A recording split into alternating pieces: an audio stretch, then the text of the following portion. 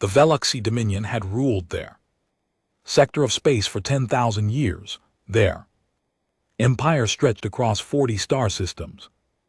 Their ships were the finest in the galaxy. Their soldiers were bred for war from the moment they hatched, and they believed with absolute certainty that they were the supreme species in existence. High Overseer Crick stood in the command chamber of his flagship and watched the planet burn below. Vidia 7. The humans called it a small colony on the edge of Veluxy territory, 20 cities, farms that stretched for hundreds of kilometers, schools where human children learned to read, hospitals where the sick were healed. All of it was now fire and ash. The purification is complete. His second announced, no life signs detected on the surface. Crick's clipped his mandibles in satisfaction. How many? To 3 million. High Overseer. Every human on the planet has been eliminated. It had taken only 3 hours. The humans had no military presence on Vidia 7. It was a farming world, a peaceful settlement of families who wanted nothing more than to grow crops and raise children under an alien sun. They had sent no threats. They had made no aggressive moves. Their only crime was existing to close to value space, and for that crime they had paid with their lives. Begin the broadcast. Crisis ordered. I want every species in this sector to see what happens when you expand toward the Dominion. Let this serve as a lesson. The recording began to transmit images of burning cities, footage of orbital bombardment turning green fields into glass. The screams of humans as fire fell from the sky. It was a message of absolute power, a demonstration that the Veluxy did not negotiate. They did not warn. They simply destroyed. Across the galaxy, species received the broadcast. They watched in silence. They understood the message, and they did what they had always done. When the Veluxy showed their strength, they looked away. 3 weeks later, the survey ship Wandering Star dropped out of faster than light travel at the edge of the Vidia system. Captain Alelina Vasquez stood on her bridge and smiled. Her ship had been in deep space for 8 months. The crew was tired, their supplies were low, and Vidia 7 was known for the best food in the outer colonies. She was already imagining fresh bread and real fruit. Take us in, she ordered. And someone get the colony on comms. Tell them we want to trade for supplies. Communications officer tried to make contact. Nothing. He tried again. Still nothing. Maybe their relay is down, the navigator suggested. Captain Vasquez felt the first touch of cold in her stomach. She had been in space for 30 years. She knew what silence meant. Increase speed. Get us to the colony. Now the Wandering Star raced toward Vidia 7. As they approached, the sensors began to give them information. Information that made no sense. Information that Vasquez refused to believe. Captain, the sensor officer said, his voice shaking, I'm not detecting any cities. The atmospheric readings show massive particulate matter ash. There's ash in the atmosphere everywhere. That's not possible. There were 20 cities, 2 million people. Captain, I'm not detecting any life signs. None. The entire planet is dead. They entered orbit. They looked down at what remained. The cities were gone. In their place were craters of melted glass. Farms were burned wastelands. The rivers ran black with ash. Nothing moved. Nothing lived. The only sound on the planet was the wind carrying the dust of 2 million dead. Captain Vasquez grabbed the edge of her console to keep herself. Standing, her crew stared at the screens. In complete silence, someone began to cry, another fell to their knees. Vasquez felt tears running down her face, but she did not notice them. All she could see was death, death on a scale she could not process. Get me the automated distress beacons, she whispered. There must be survivors. There must be someone. They found the beacons. They were still transmitting. But they were not distress calls. They were recordings. The colonists had known they were going to die. They had used their final minutes to send messages. Messages to families on Earth. Messages to friends on other worlds. Messages begging someone to remember them. Vasquez listened to a mother saying goodbye to her daughter on a distant station. She listened to children singing a song they had learned in school. She listened to an old man reciting the names of everyone in his town so they would not be forgotten. She listened until she could not listen anymore. Record everything she said. Every beacon, every message, every image of what they did to this world. Record it all and send it to Earth. Send it everywhere. Let humanity see what happened here. The transmission went out. It traveled through relay stations across human space. It reached Earth in hours, and when it arrived, it played on every screen in homes and offices, in schools and government buildings, on ships and stations, everywhere humans lived. They stopped what they were doing. They watched Vidya 7 burn. They heard the final messages of the dead. They saw what the Veluxy had done. For 3 days humanity went silent. No one spoke about what they had seen. No one discussed what should be done. Words seemed pointless. Words seemed small.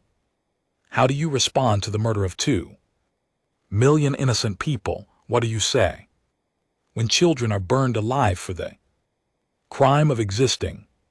On the 4th day, Earth spoke. The United Terran Assembly gathered in emergency session. Representatives from every colony, every station, every clear's throat ship that could send a delegate filled the chamber. The Speaker of the Assembly, woman named Ruth Akefer, stood at the podium. Her face was calm, but her eyes burned with something cold and terrible. I will not ask for debate, she said. There is nothing to debate. I will not ask for a vote. The vote was taken the moment we saw our people die. I am here to invoke an ancient protocol, one that has not been used in 100 years. The covenant of blood. A murmur ran through the chamber. Everyone knew what the covenant meant. It was a promise made in the earliest days of human expansion. A promise that no matter how far humanity spread, no matter how divided they became, they would always answer one call, the call that said their people had been attacked, the call that demanded response. Every ship, Ruth Akefer continued, every station, every colony, every human who can hold a weapon or pilot a vessel, we are calling them all. We are going to war. Veluxy High Council received reports of increased human activity. Ships were moving, fleets were gathering, but they dismissed the information. Humans were scattered across hundreds of worlds. They had no unified military. Their technology was generations behind Veluxy designs. What could they possibly do? 2 weeks later, the first sensor stations on the border of Veluxy space detected something strange, a gravity wake, a disturbance in the fabric of space itself. Something was coming, something massive. They adjusted their sensors. They ran the calculations again and again, because the numbers could not Be right, the numbers said there were. Thousands of ships approaching, then. Tens of thousands, then more, of Veluxi. Commander sent a message to the High Council. His voice was steady, but fear leaked through every word. We are detecting a fleet, a human fleet. Current count is over 100,000 vessels. And rising. They are not slowing down. They are heading directly for our space. The Council demanded clarification. 100,000 ships was impossible. No species had ever assembled such a force. Humans were farmers and traders. They were soft, they were weak, they did not have the will for war. The next report came an hour later. The count had risen to 150,000. High Overseer Crix, the architect of Vidia 7's destruction, dismissed the reports as human lies. They were trying to frighten the Dominion into submission. It would not work. The Veluxi feared nothing, but as the days passed, the count kept rising. 200,000. 250,000.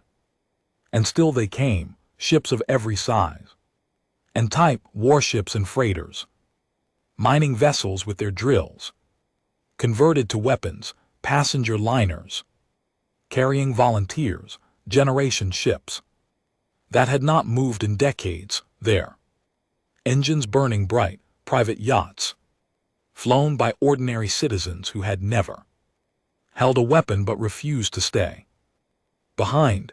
The final count reached 300,000. 300,000 ships carrying the rage of a species that had been shown no mercy. 300,000 vessels, each one crewed by humans who had watched their people burn and decided that silence was not an option. The Veluxi looked at the approaching armada and finally understood what they had done. They had not attacked a colony, they had awakened something that should have been left sleeping, something ancient and terrible, something that would not stop until it had an answer for every life. They had taken. The stars themselves seemed to tremble as humanity came for its revenge. Admiral James Okonkwo had served in the Terran Navy for 40 years. He had fought pirates in the asteroid belts. He had defended colonies from raiders. He had seen battle and blood and death, but nothing in his experience had prepared him for what he saw on the screens of his flagship. Ships.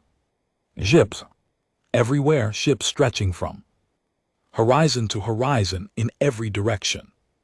Ships so numerous that the sensors could not count them all at once. The fleet filled the space around the rally point like a metal sea, and more were arriving every hour. Current count is 280,000. His tactical officer reported, "We're receiving registration signals from vessels we don't even have records for. Some of these ships haven't left their home stations in decades." Akono nodded. Slowly he understood why. The covenant of blood was not just a military protocol, it was a promise that every human had made to every other human since the first colonies were established. If you are attacked, we will come. If you die, we will answer. Distance means nothing. Politics means nothing. We are one people and we protect our own. The people of Vidia 7 had been murdered, and so humanity had answered, not with words, not with sanctions or diplomatic protests, with ships with weapons, with 300,000 vessels crewed by ordinary people who had watched children burn and decided that they would not stand aside. Admiral, the communications officer, said, "We're receiving a transmission from the Unified Stellar Congress. They're demanding an explanation for our mobilization." Put it through. The face of a Zelani diplomat appeared on the screen. The Zelani were a peaceful species known throughout the galaxy as mediators and negotiators. This particular diplomat looked terrified. Admir Akono, the Zelani said. Congress insists that you explain this. Unprecedented military action. 300,000 ships represents the largest fleet in galactic history. The other species are frightened. They fear you intend conquest. Akono looked at the diplomat for a long moment, then he reached into his pocket and pulled out a small device. He pressed a button and an image appeared on the screen. A little girl, perhaps 6 years old, smiling at the camera. She had dark hair and bright eyes, and she was holding a flower. She had picked from a field on Vidya 7. This is Maria Santos. Akono said she was in the first grade at the Vidya primary school. She wanted to be a veterinarian when she grew up. She loved animals. She used to feed the birds outside her window every morning. He pressed the button again. Another image appeared, a scorched crater where a city used to be. This is where she died. Her and 3 million other people, children, parents, grandparents, teachers and doctors and farmers, people who never hurt anyone, people who just wanted to live their lives in peace. The Zelani shifted uncomfortably. Admiral, I understand your grief, but no, you don't understand. None of you understand. You watched the broadcast of Vidya 7 burning, and you did nothing. You received reports of genocide, and you filed them away. You calculated that the Veluxi were too powerful and decided it was safer to look away. That's what you always do. That's what every species does when the strong attack the weak. Akono leaned forward, but we don't look away. We can't, because every human knows that somewhere in the galaxy they might be the next target. Every human knows that their children might be the ones burning, so we made a promise to each other, a promise that if it happened we would answer, all of us, no matter the cost. What do you intend to do? The Zelani asked. We intend to make sure that no one ever thinks they can murder our people without consequence again. He cut the transmission. On the Veluxi home world, the High Council was in chaos. Reports kept arriving, each one worse than the last. The human fleet was real. The human fleet was massive, and the human fleet was coming directly for them. This is impossible, High Overseer. Crix insisted. Humans are weak. They are scattered. They have no central authority. How can they coordinate such a response? The intelligence minister spoke carefully. High Overseer, it appears we have misunderstood human psychology. They are not a unified empire. That is true, but they have something stronger than central authority. They have family. What does that mean to humans? All other humans are family, not in a political sense, in an emotional sense. When we attacked Vidya 7, we did not attack single colony. We attacked their children, their brothers, their sisters. Every human in the galaxy looks at the dead of Vidya 7 and sees their own family. Crix waved a claw dismissively. Emotion is weakness. Our ships are superior. Our soldiers are bred for combat. We will destroy them. High Overseer, we have 800 capital ships. They have 300,000 vessels of all types. Even if each of our ships destroys 20 of theirs, we will still be overwhelmed. Then we will call for allies. The Crane will fight with us. The Vastari owe us debts. We will. None of them will come. High Overseer, I have already inquired. Every species we contacted gave the same answer. They will not oppose the humans. Not for this, not after what we did for The first time, Crix felt something. Cold in his thorax, something he had never experienced before, fear in the Congress chamber. Species who had spent centuries in conflict gathered to watch events unfold. The Zelani sat with the Kreen, despite their long rivalry. The Vastarari shared space with their ancient enemies, the Taro. All feuds were forgotten. All eyes were on the screens showing the human armada. I don't understand, a young Crefin delegate said. Why are they doing this? They cannot win. Their ships are outdated, their weapons are weaker. They will lose thousands of vessels, millions of lives. An old Tauric scholar, one of the few who had studied human history, answered quietly, "You are asking the wrong question. You are asking whether they can win. Humans do not ask that question. They ask whether they should fight, and if the answer is yes, they fight until they cannot fight anymore. But the cost means nothing to them. I have studied their history. They once fought a war on their home world that killed 60 million of them. When it ended, they built monuments to the dead and promised to never forget. Then, within a few generations, they fought again and again and again. They are not a species that calculates cost and benefit. They are a species that answers injustice with blood. Then what will happen? The old scholar turned to look at the screens. The human fleet was beginning to move. 300,000 ships accelerating toward Value space. I think, he said softly, we are about to see what humans are truly capable of.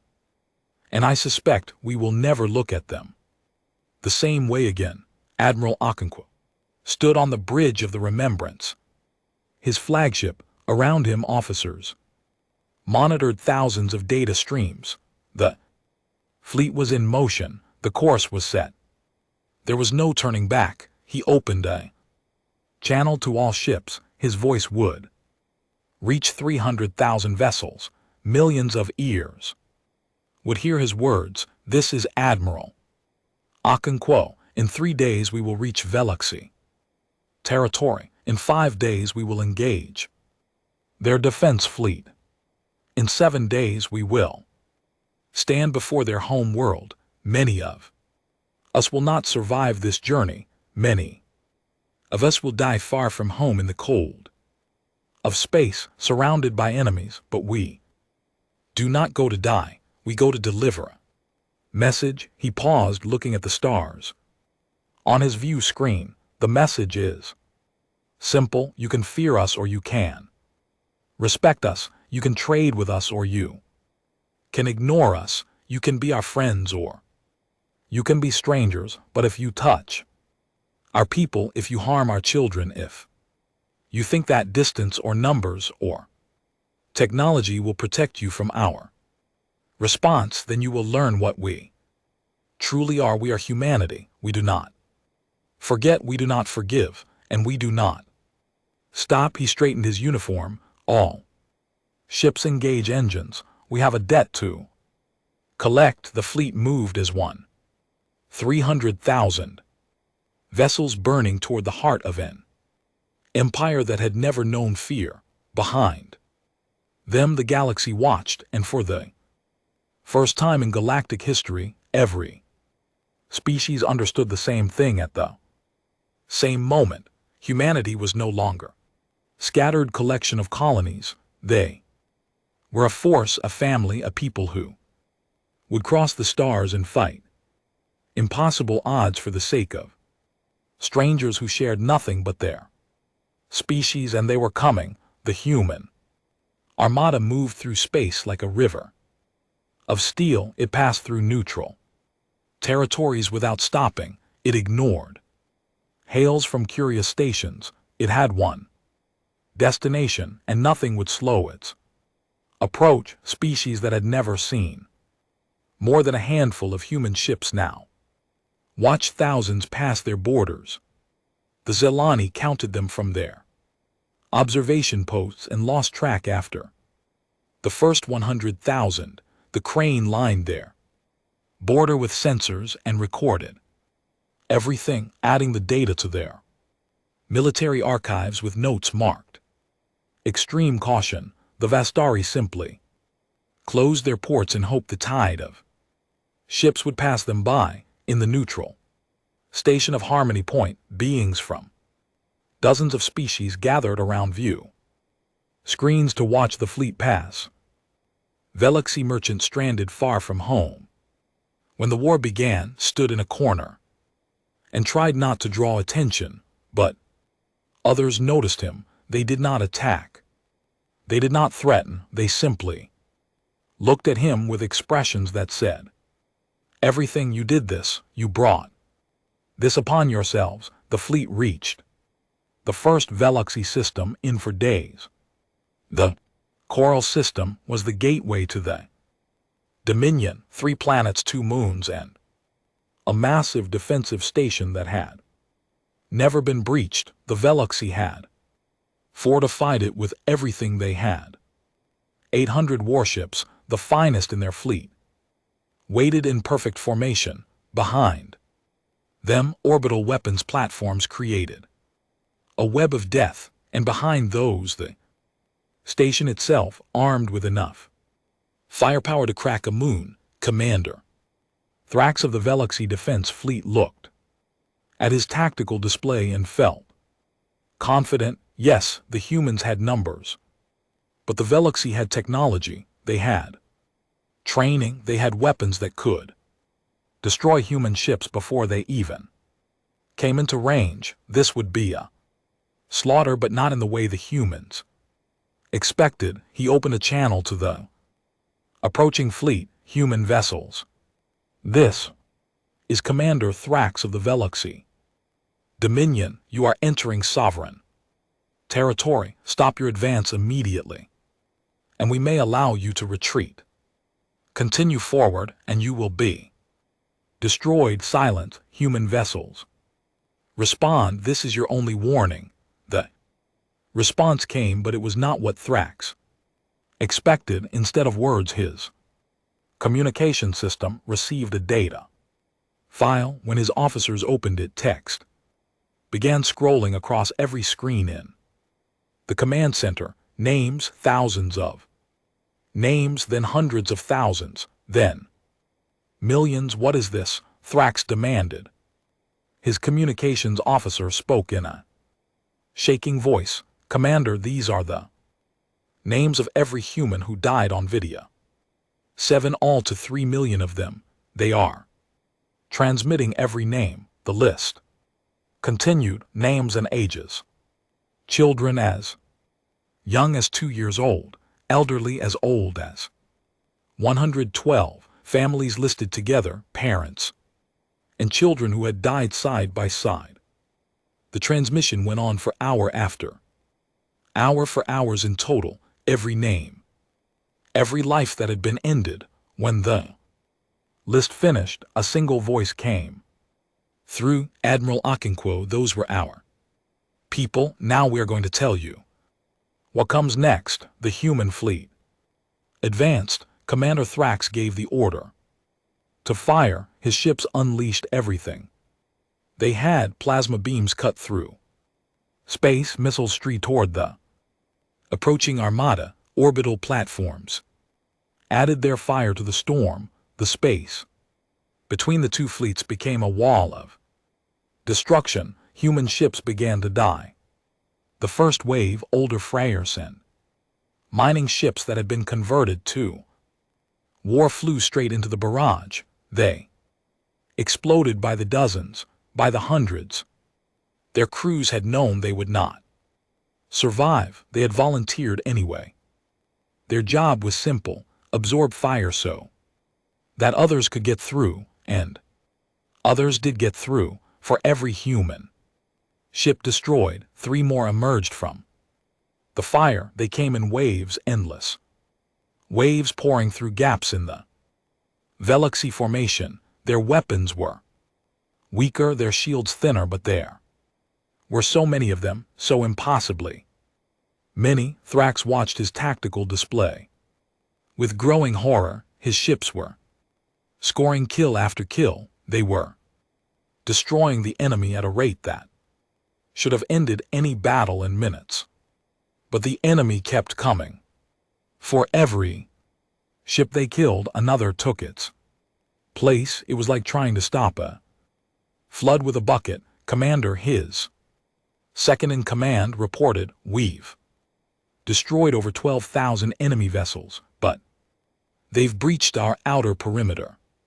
They're surrounding our flanks. Pull the wings back. Concentrate fire on the center. The center is overwhelmed. There are too many targets. We can't track them all." The Velaxy formation, so perfect at the start of the battle, began to break apart. Human ships swarmed around individual Velaxy vessels like insects around a dying animal. Some of the human ships were barely armed, using their own hulls as weapons, ramming into Velaxy engines and weapon systems. It was suicide. It was madness.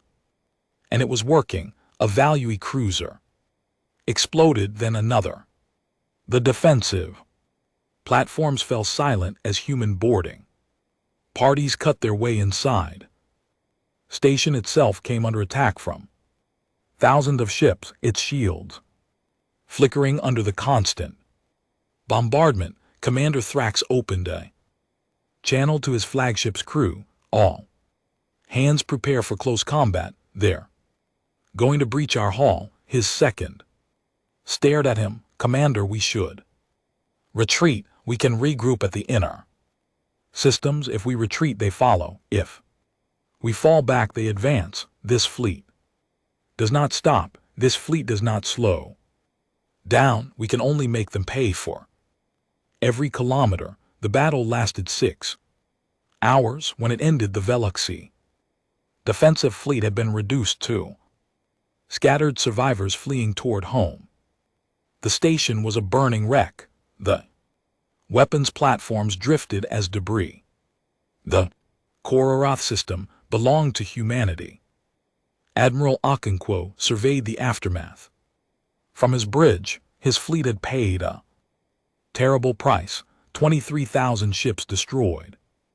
Nearly 1 million humans dead. But they had won, and more importantly, they had sent a message. "Casualty reports are coming in," his tactical officer said quietly. "It's bad, Admiral, I know, but look at the tactical display. Tell me what you see." The officer looked. The remaining human ships, over 170,000 of them, were already forming back into formation, already preparing to continue the advance. "They're not stopping, the officer said. "After all that, they're not even pausing." "That's right, and somewhere in the Velaxy High Council, they're watching the same thing. They're seeing that we lost 20,000 ships and we're still coming. They're calculating how many more ships we're willing to lose, and they're starting to understand the answer." "What's the answer, Admiral?" Akono looked at the stars ahead.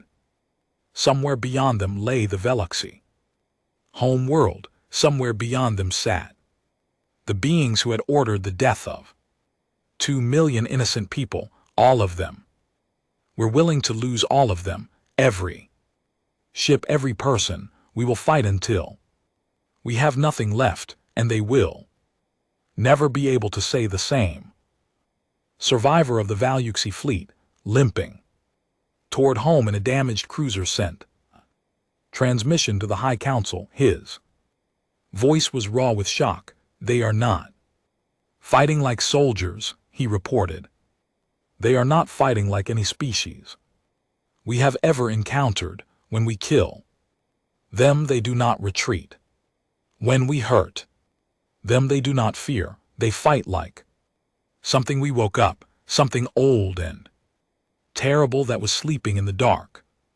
He paused, struggling to find words for what he had witnessed. "They are not coming to negotiate. they are not coming to conquer, they are coming to make us pay, and God's help us, they will not stop until the debt is settled. The transmission ended. The High Council sat in silence, and for the first time in 10,000 years, the rulers of the Veluxy Dominion understood that they might not survive what they had started. The human fleet continued its advance. 2 more systems fell in the following days. 2 more Veluxy defensive lines crumbled against the weight of numbers that should have been impossible. 2 more steps toward the heart of an empire that had believed itself invincible. Humanity was coming, and nothing in the galaxy could stop them. The Value home world was called Thrice Prime. It was a beautiful planet covered in vast forests and crystal clear our oceans. 12 billion Veluxy lived there, in cities that reached toward the sky, in tunnels that burrowed deep into the earth. For 10,000 years it had been the center of an empire, the jewel of the Dominion, the safest place in the galaxy. Now it was surrounded.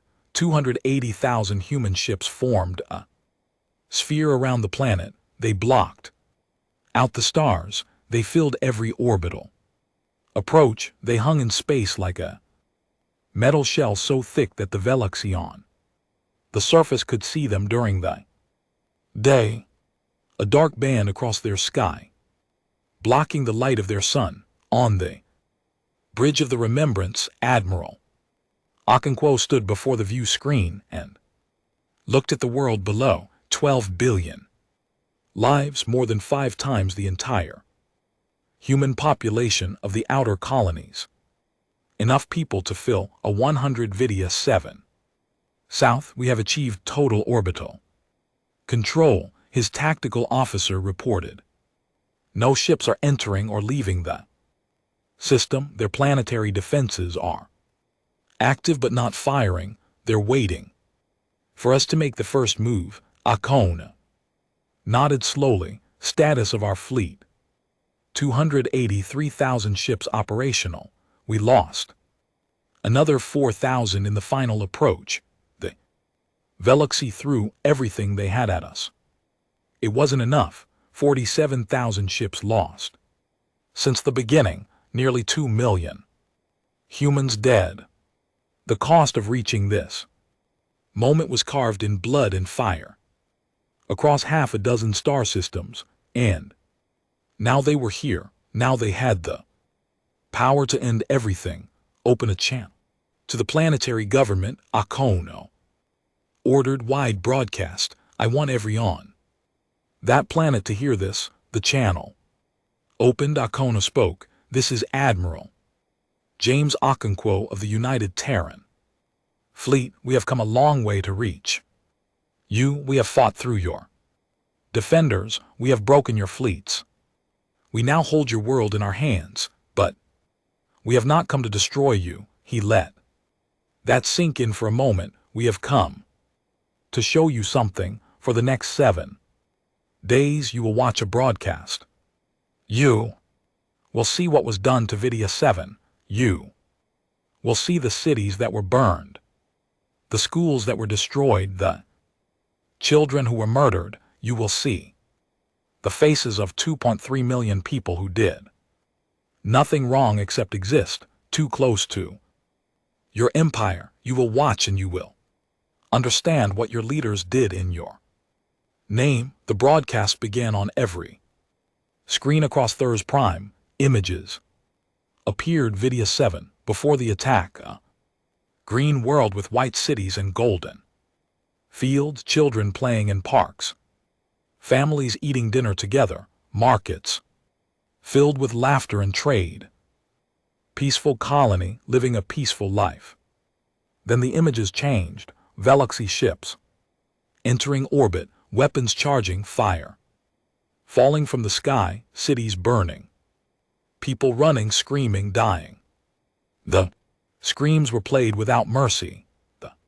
Final messages of the dead recorded in their last moments. broadcast to every corner of the Galaxy home world. For 7 days the broadcast continued. It played in homes and public squares. It played in government buildings and military barracks. It played in schools where young Valui were old enough to understand what they were seeing. There was no escape from it. The humans controlled all communications. They made sure every saw the truth. The effect was devastating. The Veluxy population had been told that Vidya 7 was a military target. They had been told that the humans were aggressive invaders who threatened Dominion security. They had been told that the attack was a noble defense of territory. Now they saw the truth. Farmers and teachers, doctors and artists, children who had never seen a weapon burned alive because their leaders feared what they might become. Riots broke out in a dozen cities. Citizens stormed government buildings, demanding answers. The military, demoralized by defeat after defeat, refused to fire on their own people.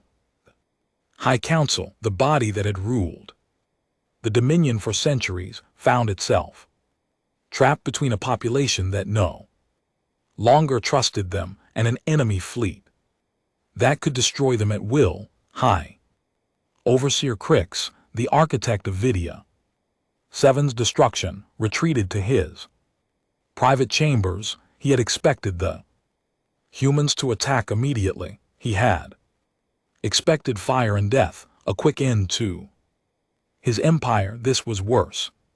This slow revelation, this forced confrontation with what he had done. He found himself watching the broadcast, unable to look away from the faces of the dead. On the 7th day, Admiral Okonkwo opened a channel to the High Council. I will speak with your Empress, he said, her and no one else. You have one art to arrange it. Empress Vera was old. She had ruled the Dominion for 200 years. She had seen wars and treaties, victories and defeats. She had watched her empire grow and prosper under her guidance, and now she sat alone in her throne room, watching human ships fill her sky, and she understood that everything was about to change when Admiral Okonkwo's image appeared before her. She studied him carefully. He was scarred and tired. His eyes held a weight that she recognized.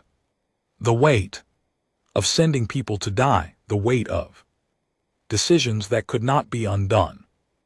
Admiral, she said, you have proven your point. Your species is more dangerous than we believed. What do you want? I want the commanders who ordered the attack on Vidya 7, every officer who participated in the massacre. They will face trial for their crimes. You want us to hand over our own people. They are not your people. They are war criminals.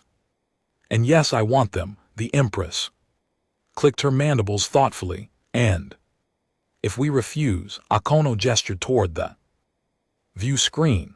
I have to 180,000 ships in orbit around your world. Each one is crewed by humans who watch their brothers and sisters burn. If I gave the order, we could reduce your planet to glass in a matter of hours.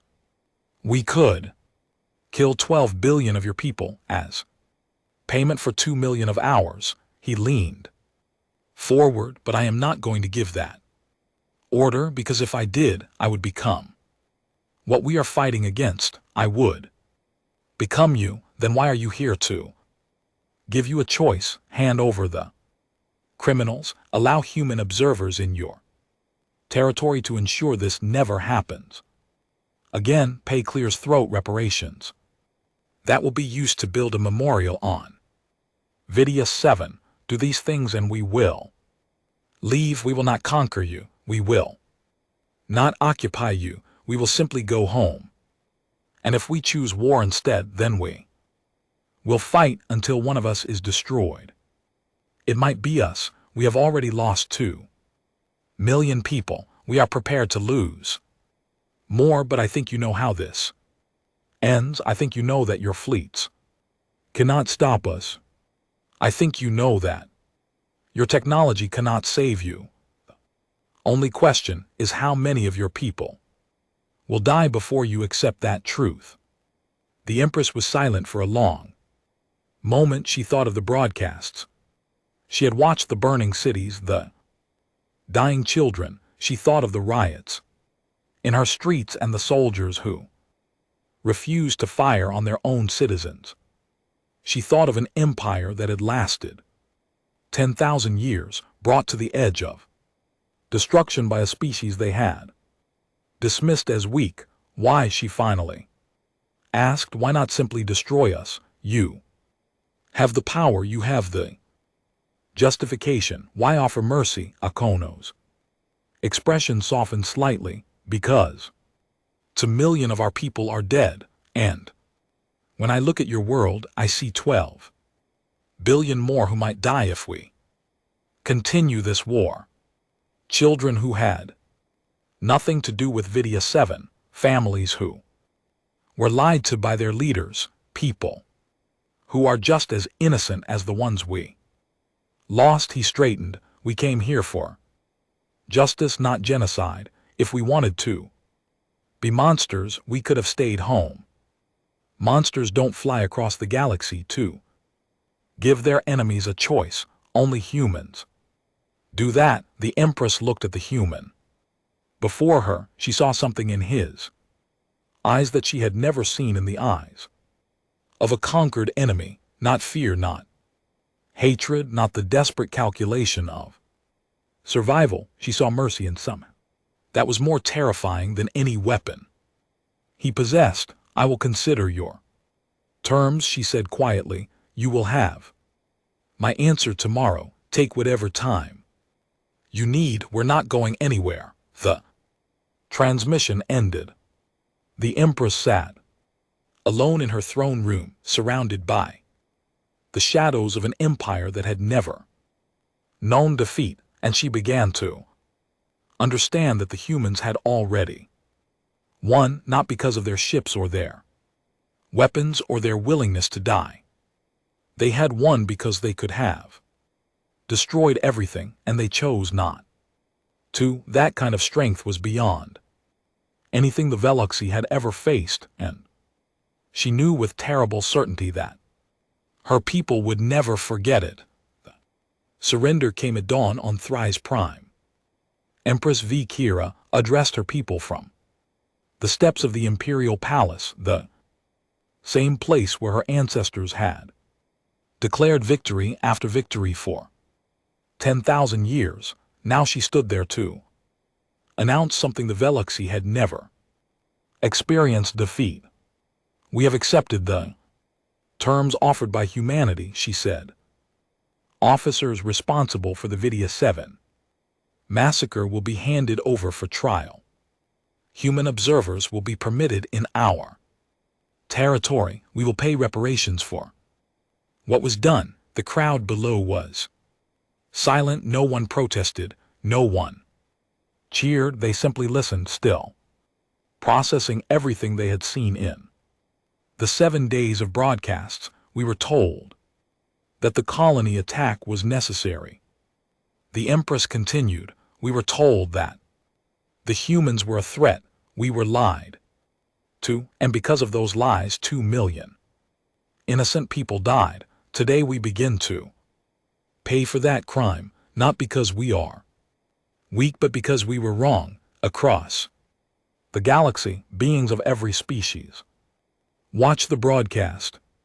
They saw the proud Veloxi Dominion bend its knee to a species they had dismissed as scattered and harmless. They saw an empire that had never known mercy learn to accept it, and they understood that everything they believed about power and strength had just changed. The war criminals were handed over within the week. 47 officers, including High Overseer Crix himself were transported to a neutral station where an interspecies tribunal had been assembled.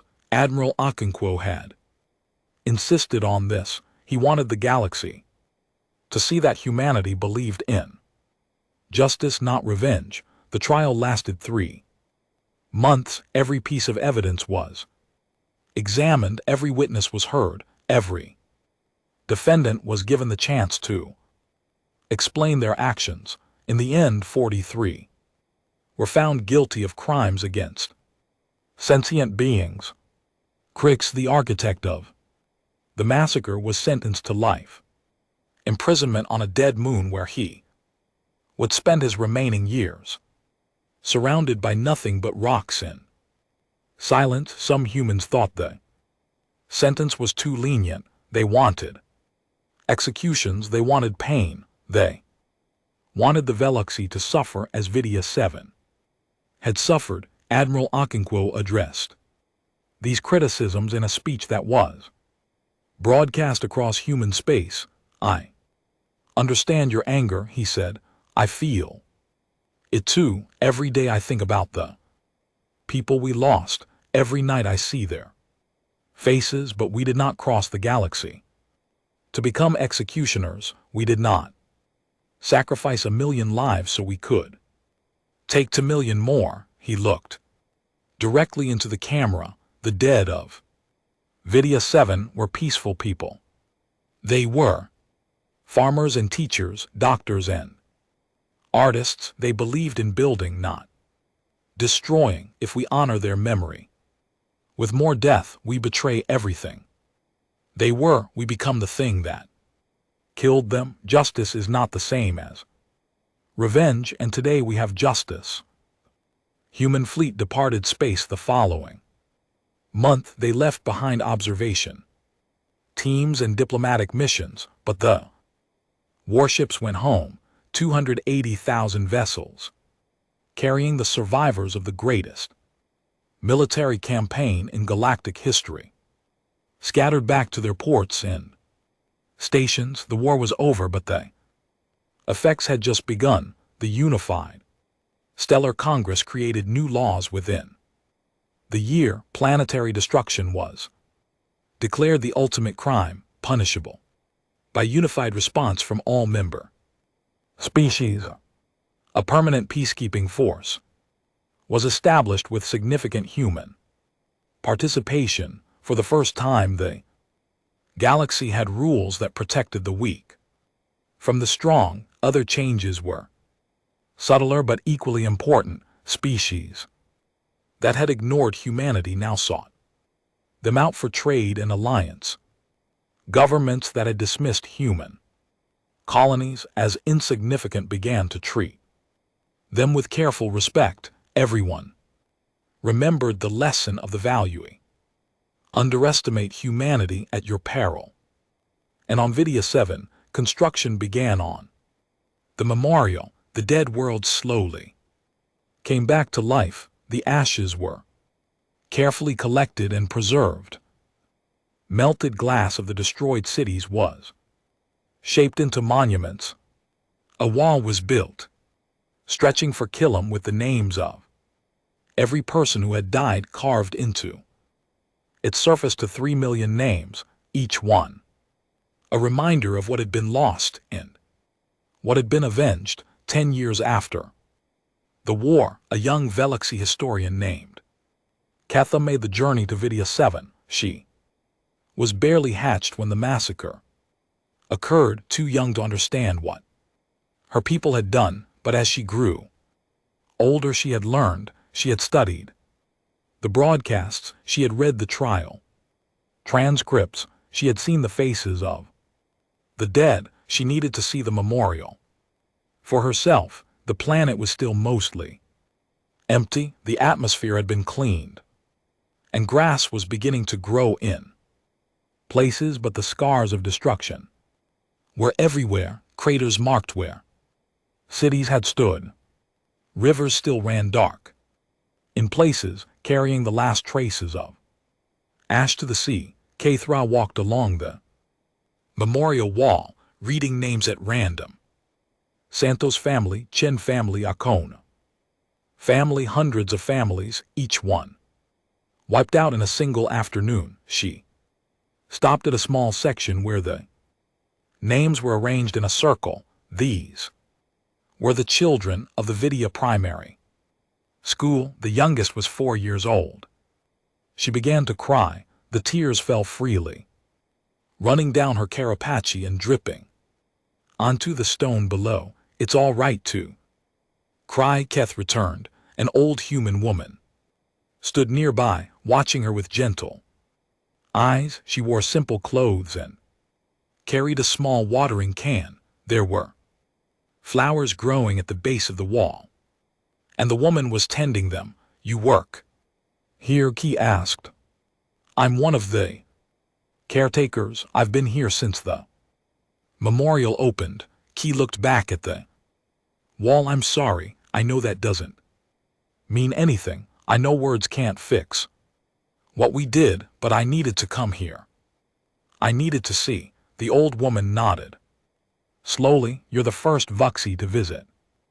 Did you know that? 10 years and you're the first one who came. The others are ashamed. They don't want to face what happened, and you do. Cathra was silent for a long moment. Then she asked the question that had been burning in her mind since she was old enough to understand. Why didn't you destroy us? Your fleet had our home world surrounded. You could have killed us all. After what we did, you would have been justified. Why did you choose mercy? The old woman set down her watering can. She looked at the wall of names and her eyes grew distant. My daughter's name is on this wall, she said quietly. Maya, she was 32 years old. She was a teacher at the primary school. She loved her students. She used to send me videos of them singing songs they had learned in class. She turned to face Catherine directly. When I heard what happened, I wanted your people dead. I wanted every in the galaxy to burn the way my daughter burned. I spent weeks drowning in that hatred. It was the only thing that kept me going. What changed? I remembered something Maya told me once. She said that the hardest thing about teaching was not passing on knowledge, it was passing on kindness. Any machine can teach facts. Only a person can teach a child to be good. The old woman smiled, though tears were running down her face. If I had given into hatred, if I had demanded your destruction, I would have betrayed everything Maya believed in. I would have taught the galaxy that humans respond to evil with more evil, and then what would have been the point of anything she lived for? Kathra stared at her. So you chose mercy for her sake. For her sake, for the sake of all the people we lost who believed in something better, and for the sake of your children who didn't ask to be born into a species that commits massacres. She reached out and touched Kathra's claw gently. You came here to apologize, but what I really want is for you to go home and make sure it never happens again. Teach your people what we learned, that strength without mercy is just cruelty, that power without compassion is just tyranny, that the measure of a civilization is not how many enemies it can destroy, but how many it can forgive. Key looked at the wall of names. 2.3 million dead, and behind her stood a woman who had lost her daughter in that massacre, offering forgiveness instead of hatred. How can you not hate us? She whispered. Oh, I do, the old woman said. Part of me always will, but I refuse to let that hate define me. I refuse to let it win. That's what Maya would have wanted. She picked up her watering can and returned to her flowers. Now go home, young one, and be better than your ancestors. That's the only memorial that really matters. Kia stood at the wall for a long time. After the old woman left, she read more names. She memorized faces from the photographs. Embedded in the stone, she made a promise to herself and to the dead that she would spend her life making sure nothing like this ever happened again. The sun set over Vidya 7, the memorial wall glowed in the fading light to 3,000,000 names shining like stars, and somewhere in the distance, flowers grew. Where cities once burned, humanity had won its war, but more importantly, it had won something far harder to achieve. It had won without becoming the monster it was fighting, and that in the end was the greatest victory of all.